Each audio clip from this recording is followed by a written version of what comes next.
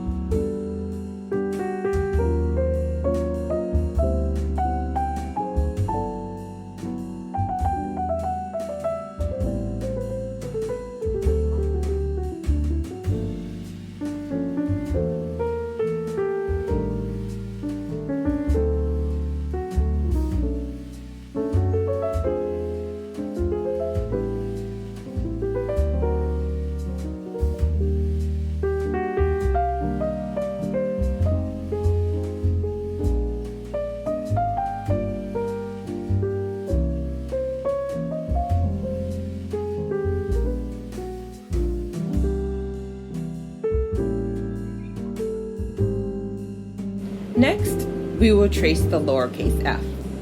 We will start just below the top line and begin tracing a curve that goes up and over to the left, just like the top of a candy cane. From there, we will continue to trace the straight line down to the bottom.